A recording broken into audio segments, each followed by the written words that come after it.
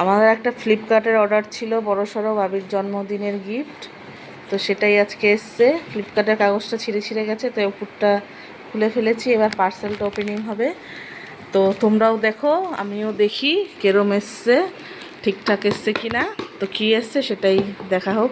এখান দিয়ে কাটো, কাটা হয়েছে, এবার খোলো খোলো, দেখি ঠিকঠাক এসছে কি না।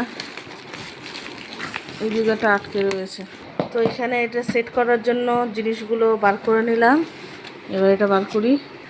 তোরা হাতুড়ি দিয়েছে কেন সেটার জন্য প্রশ্ন করছে। আমি এটা মনে হয় লাগানোর জন্য লাগবে হয়তো, এটা কাঠের হাতুড়ি সুন্দর।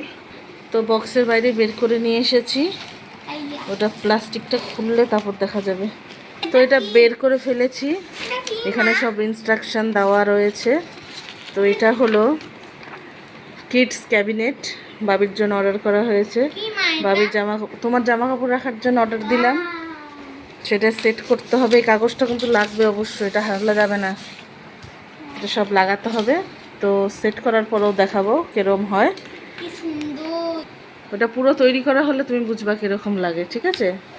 পুরো তৈরি হয়ে গেলে সবার সাথে শেয়ার করবো। এবার চোখ খোলো, দেখো দেখো পুরো তৈরি করলাম আমি নিজে একা, কিরম লাগছে অবশ্যই জানিও। এই দেখো বাবি পড়ছিল আর আমি পুরো তৈরি করে ফেললাম, তো পড়াতে এসেছিল। ভাল লাগছে? তো নতুন আলমারি বাবির জন্য, কিরম লাগছে অবশ্যই জানিও।